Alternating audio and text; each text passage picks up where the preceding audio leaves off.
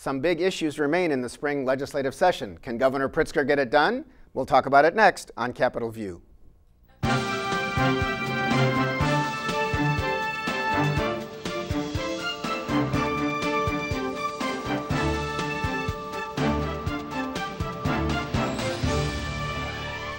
Welcome to Capitol View, the program where we talk about state issues, sometimes federal issues, and how they just might affect your life. I'm Bernie Schoenburg from the State Journal-Register. Legislature's on kind of your Easter Passover break, but we'll be back after another week or so. But there's a lot left on the agenda, and they're supposed to finish by the end of May. Here to talk about it with me, Jerry Nowicki is back. He is State House reporter for Capitol News, Illinois. Welcome back. Thanks, Bernie. And Jaclyn Driscoll, also back from, she's a reporter with NPR Illinois here in Springfield. Welcome back, Jaclyn. So, good to be here. The graduated income tax is one of those things that Governor Pritzker has really wanted to do. He has which would mean a constitutional amendment to take out of the Constitution of Illinois, the 1970 Constitution, the idea that any income tax must be a flat rate for everybody, no matter how much your income. He wants rich people to pay more. He says that'll work. He has helped fund an outside group called Think Big Illinois, which is running television advertisements, not on public stations, but that are saying 97% of people would pay the same or less, even though it's just a little bit less, and only 3% of the richest, highest earners in the state would pay more under the rates that they want under a graduated income tax system, although that would be set by law. And you have groups on the other side saying, don't trust Democrats in charge of the legislature and the government. If you take away the flat tax, they'll just need a simple majority in the legislature to raise rates on people, and ultimately the middle class will get hurt.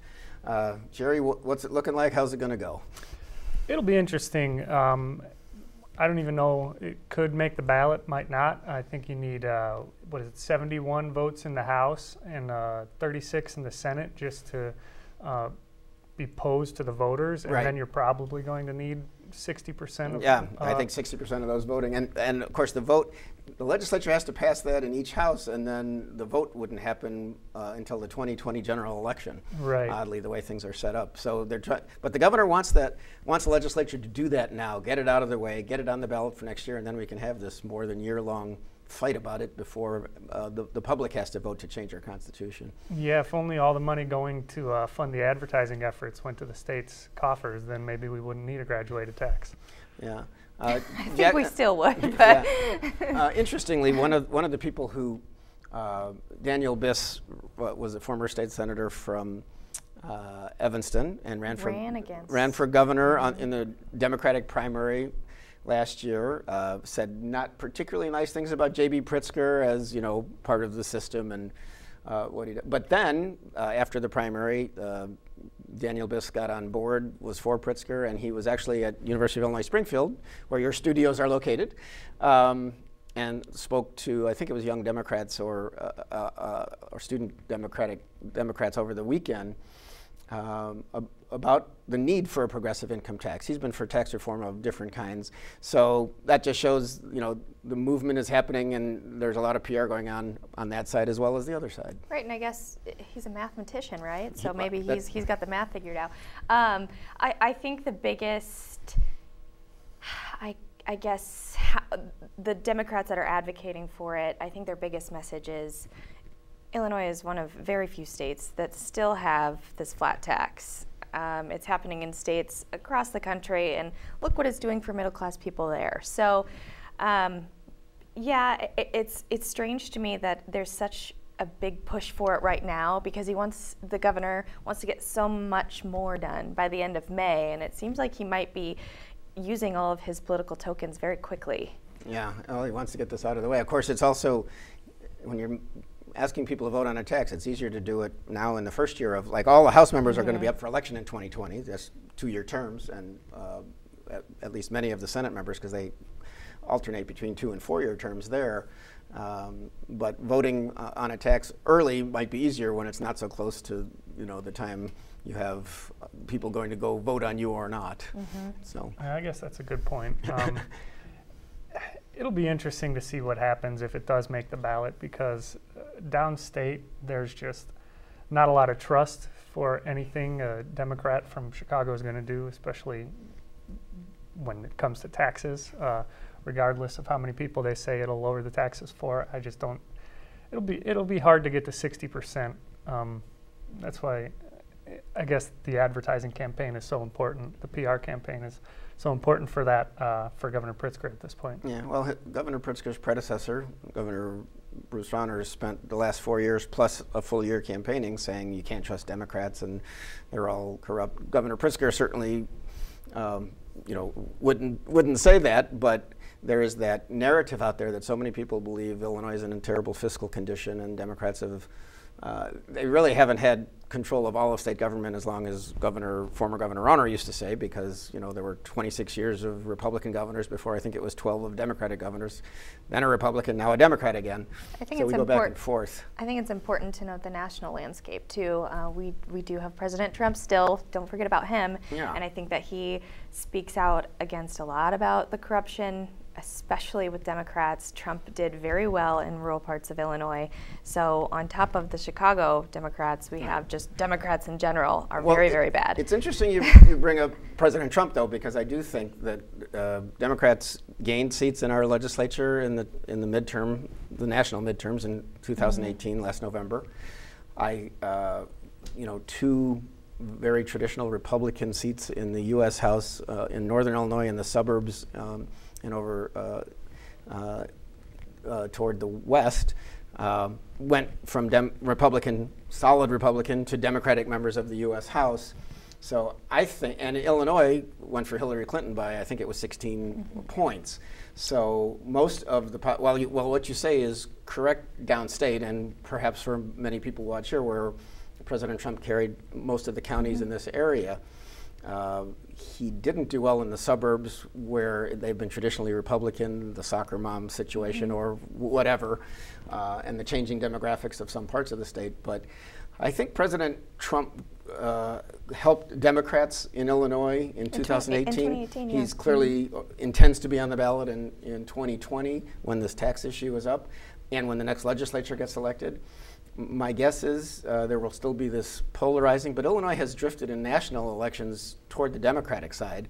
And what's interesting is there was an Illinois News Broadcasters Association meeting recently. Were you at that? I didn't get to make it, but we had some reporters there, so I got the Cliff Notes. Right, and I saw some snippets on television because Governor Pritzker spoke to the reporters and I guess answered questions. And what is interesting is where Governor Rauner for 4 years spent his time as a Republican, only occasionally mentioning the name of Donald Trump at all because he didn't like his style and wasn't for him in the primary really, and then didn't want to talk about him because he knew that many people in the state were offended by some of the language and the tweets that come out of President Trump, and certainly some policy stuff. Governor Pritzker, the Democrat, he calls him names, a racist, a misogynist, and he does it proudly and openly. And he got elected by a pretty clear margin last year. And so again, I think President Trump could be helping Pritzker in Illinois, and for whatever he wants to do, although I'm not sure the tax question may be separate from Democrats or Republicans getting elected. Maybe people don't like taxes anyway, and the Trump factor won't be as much as it will on who gets elected to legislatures or Congress. Yeah, polls show that the idea of a graduated tax is much more popular with Democrats. So I do think President Trump being on the ballot would make it more likely to get that 60%. But even Governor Pritzker, widely regarded as just shellacking Governor Rauner, he got 54% of the vote. So, I mean, it's going to be tough. Yeah. And of course, Governor Rauner did oversee a 2-year budget impasse. There was kind of a dysfunction in state government that was so severe that even several, like a dozen members of, I think it was like 15 at first, and several members of the House had to vote against their own governor at the time to pass a budget, including a tax increase up to the 4.95% individual rate we have now. And then they had to vote, 10 of them in the House stayed and overrode the governor's veto on that. A lot of them retired. Most of them did. That's right. So on we go. I mentioned as the show opened that there are some other big issues. Let's talk about people wonder if Illinois will be one of those states where you can use marijuana recreationally. I know Jaclyn, you have done reporting on this along the way. What's the latest on that? Are we looking like we might do it? Well, if you ask the sponsors, yes. It is moving along slower than I personally anticipated. Almost every time I ask, when are we going to see a bill? When are we going to see a bill? It gets pushed back another week, or it's pushed back, a couple more weeks. They do have very extensive and ongoing working groups right now. I've been told that they're meeting pretty much every day. They have an office. Even during this break? Yep, yeah, they have an office in Chicago, and then you can also join in here in Springfield at the Capitol. I've also been told that the meetings are getting rather contentious lately. People want to make sure that there are specific parts in this cannabis bill because a lot of lawmakers are recognizing that they may only get one bite at the apple, maybe one shot here. It might be difficult to get it out, pass it, and then come back and change it, even though that might happen. Particularly with the criminal justice side of things, expunging records, letting people out of jail or prison. People want to make sure, specifically Representative Kelly Cassidy, one of the lead sponsors on the bill, wants to make sure that that is included. And I don't know how much headway they're making right now. I just have been told we will see a bill soon. But I've been told that since January. Right. So. and go ahead. Well, what's interesting to me, I think you might have a better idea, but I think the NAACP came out against it. And I got a release from maybe the Illinois Association of Behavioral Health, which said if you're going to do this, you better make sure there's funding available for the mental health issues, problems, consequences that arise from it. And I'm sure law enforcement still has questions, particularly about impaired driving, because there's not a good test like there is for alcohol, the breathalyzer or a blood test to tell you how much alcohol you have. There's just not that good of a test for marijuana or the active ingredient within. There is a machine that is being tested in a Chicago suburban area. It's a saliva machine where you can test your saliva, but I don't know that it's gone through the court proceedings like the breathalyzer has, where it's not going to be challenged in court if they use it. Right. I know that it's very costly. Police departments obviously talk all the time about their lack of resources, the lack of funding that they have. So who's going to buy that? If that machine does become available, that's going to be an added cost. The law enforcement, their main concern right now is home grow. That I know that a lot of people want that included in the bill. Even the main sponsors want that included in the bill because right now they're letting people grow 5 plants or whatever. At least a certain amount at home. Of course, that takes money away from whoever the developers are, who would probably have the lobbyists at the Capitol. Yes, probably. Specifically for medical patients, they see that insurance doesn't cover medical cannabis, so there's a cost barrier there, and if you can grow some at home, that might help people. But for law enforcement, growing it at home is not something that they support, obviously. There's another issue. I mean, the governor has stressed this. First of all, we don't know exactly how much money this would raise, and it would be licensing fees at first, and then ongoing. And so I guess it's anywhere from $300 million to $1 billion people talk about. But there's the criminal justice reform part of this is that and Governor Pritzker talked about this a lot during the campaign, that so many more people who are black and brown get arrested and get criminal records because of marijuana, because of either what's going on in the neighborhoods, or police pay more attention, or they don't have necessarily resources to get the best lawyers sometimes.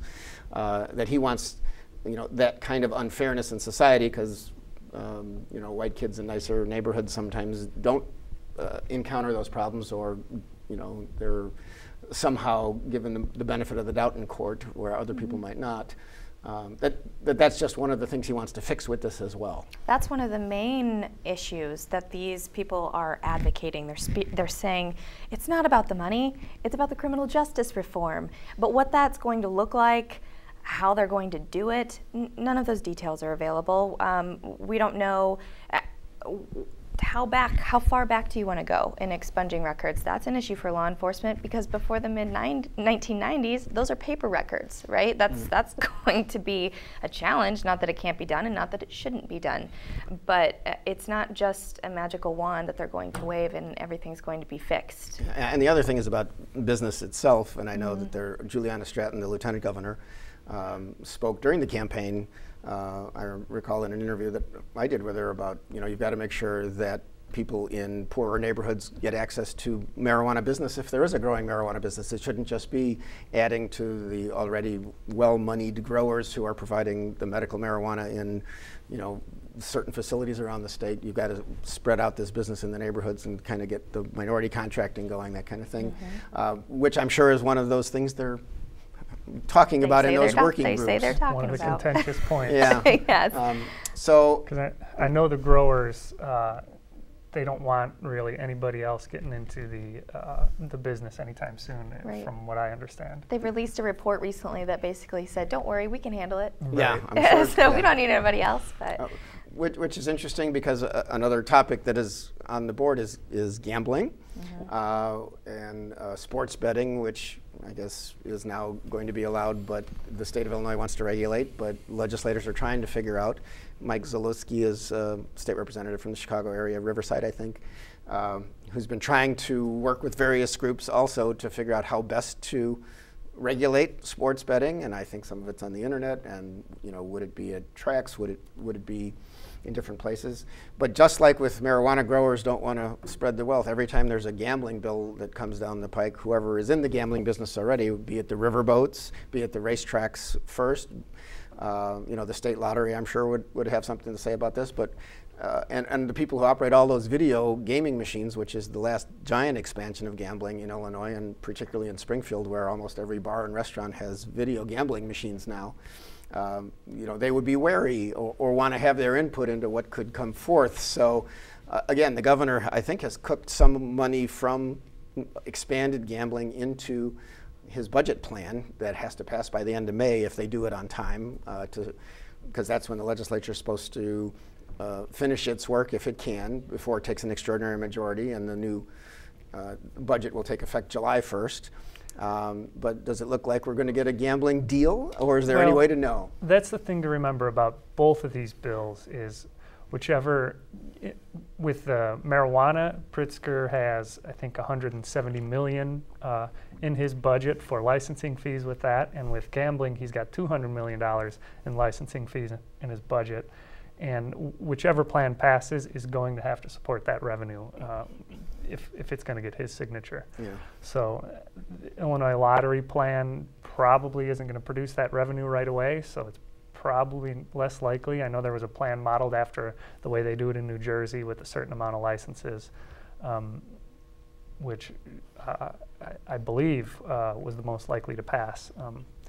And those licenses, if I'm not, my colleague Daisy Contreras actually covers this more extensively, so I'm not as involved in the reporting here, but I believe those licenses were like $10 million a pop. I mean, it was not a cheap. It's going to be big business, and that means you have to have resources to get into the business yes, to be definitely. overseeing this. And even for recreational cannabis, they were, I think, $100,000 in Pritzker's plan. So cost barriers. Yeah, that old business startup thing. Well, we will see where some of those things go. In general, he has to pass a budget too. There was an interesting thing. I don't think he put it into his budget plan, but he did sign a bill this year, which Governor Rauner was trying to do before or get done before, which would sell the James R. Thompson Center, the giant building downtown Chicago of state offices that looks kind of like a spaceship and is avant-garde and is loved and hated, mostly hated, but loved by some architectural types. And that could interestingly bring some revenue to the state depending on what is done with that building, but I don't think anything is imminent, but we'll have to see. Was that just Governor Rauner that had proposed that, or was that from governors before? That was for years. I'm sorry that I'm asking you a question, but I can't remember if Pat Quinn wanted to do that. I don't recall. I just remember it being I think like Blagojevich might have mentioned it. I know he wanted to tear down the Stratton building, and we thought he put that in a budget once, but then he didn't. And that's the older office building next to the Capitol in Springfield. That's still there, and they've had to do some renovations along the way. There's a little, I knew that it was kind of this discussion of oh, we're always going to suggest selling this building. But then it kind of seems like it is. Yeah, it hasn't happened yet. We'll believe it when we see it. There are complications to that, partly because there's a subway line that runs right under that building. And so I think the deal in this latest legislation says whoever owns that building has to maintain that as a transportation center, which of course adds logistical problems to whatever else you're building on top. So, and it is like right near City Hall, downtown Chicago. It's a busy neighborhood. I do say we discuss federal issues sometimes, and it happened just within the last 10 days or so, but Betsy Dirksen-Londrigan of Springfield has announced that she is running again for the U.S. House in the 13th Congressional District, where Rodney Davis is the incumbent. They had a very close race in 2018. Again, I mentioned that partly with President Trump on the ballot and the whole thing, there were a couple of very strong Republican districts in northern Illinois that flipped Democratic. Lauren Underwood is one person, a new member of Congress, for example, and she beat Randy Hultgren, who's a former state legislator in Springfield before he was in Congress, and this was like a shocker because these are pretty solid Republican suburbs in that area. But Central Illinois and the 13th Congressional District, which takes in like 8 college campuses, it's got Champaign, it's got Decatur, goes down to near the Metro East, and it's got about half of Springfield. Rodney Davis, the 13th was drawn to be kind of 50-50, and Rodney Davis won a really close race in 2012 after it was established. Then he had some easy races, and then Betsy Dirksen-Londrigan in this Trump-Hillary year where people loved or hated both candidates, came very close, and she is going after it again. What's it looking like? Well, I mean, I don't know if you remember this, but it's what sticks out for me from that race. It was so close that CNN actually called it for Betsy Dirksen-Londrigan, that's right. And then they flipped it when Rodney Davis came in, as more districts were reporting. More precincts came in. So it was very close. When we were covering her event, though, what stuck out to me was how much it felt like deja vu, right? It was the same exact message. Healthcare is going to be the pillar of her campaign. And she didn't really offer any insight as to how she's going to get a different outcome with the same message.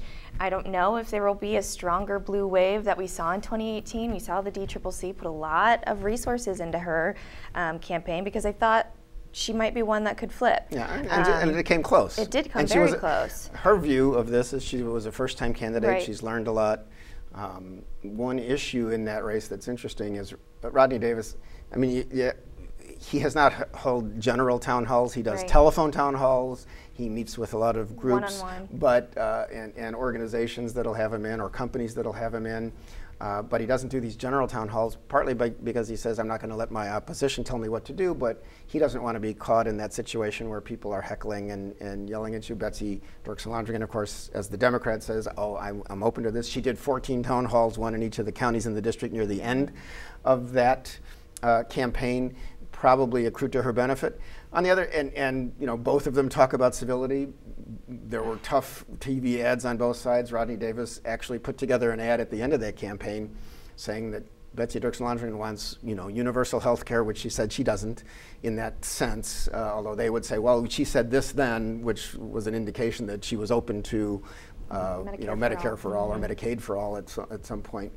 And they linked her to Speaker Madigan, who was really popular for Republicans to put on TV, saying it's the Madigan-Londrigan and I think Pelosi plan. And that's because Mike Madigan had been for a Massachusetts-style, a co-sponsor of a Massachusetts-style health care for the state, like general health care plan. 10 years earlier, Betsy was never in the legislature, never had anything to do with Madigan in this regard, but wasn't there something with the Lincoln hat too? Yeah, because she worked as a fundraiser privately, but on contract with the Abraham Lincoln Presidential Library Foundation.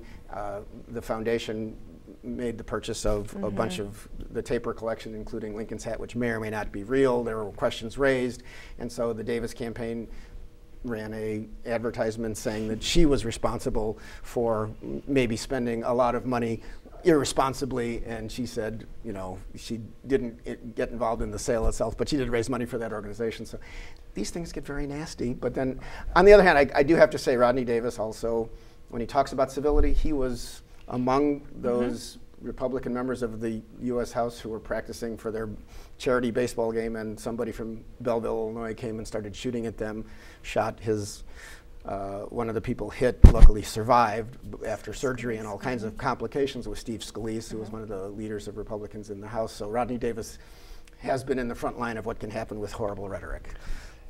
Yeah, on a different note, back to 2018, I used to work for the News Gazette in Champaign, and some of my Facebook friends still cover the issues there. And there were long, long lines at the U of I campus for voting, and college students played a major role in that. And their county board, I think, flipped Democratic, or a lot of the seats flipped Democratic. They did, yeah. Actually, things I think went pretty Republican in Christian County, but yeah, Champaign County was a very strong Democratic push, and that was the kind of thing that Londrigan campaign, I think, was hoping for, with college campuses coming out. And it seemed like from those lines that people, there were TV pictures of the spiral staircase at Illini Union where people were waiting for, I think, hours to vote. You know, I don't know if anything will change in Champaign County, but this is what gives Londrigan hope for next time. But again, we just don't know what the dynamics are going to be. As we tape the show, the Molar Report has now come out. You are getting your usual differing views of if that is positive or not. But in Central Illinois, Betsy Londrigan doesn't say a lot about President Trump because she knows he's kind of popular. And Rodney Davis, for example, said during the 2018 campaign that he couldn't vote for President Trump or Hillary Clinton because of the Access Hollywood tape where President Trump talked about the way he treated women. And Rodney Davis said, this is not, he's not a role model for my children, and I can't vote for him. But then during last year's campaign, when Trump is popular with tax reform and other things, he wouldn't say if he voted for him or not. Because when I asked him, he said, well, who did you vote for? I said, well, I'm not the congressman. I didn't say I wouldn't vote for him. And so he wouldn't say because he said it's private. So. And then he had, he went down to Southern Illinois when President Trump was there. He had Ivanka Trump in his district, Mike Pence. So yeah, Mike Pence came and campaigned at a fundraiser right at the end. So this is going to be an interesting one to watch. It is. And Jerry Nowicki and Jaclyn Driscoll, thanks for this discussion. I'm Bernie Schoenburg. Thank you for watching, and we'll see you next time on Capitol View.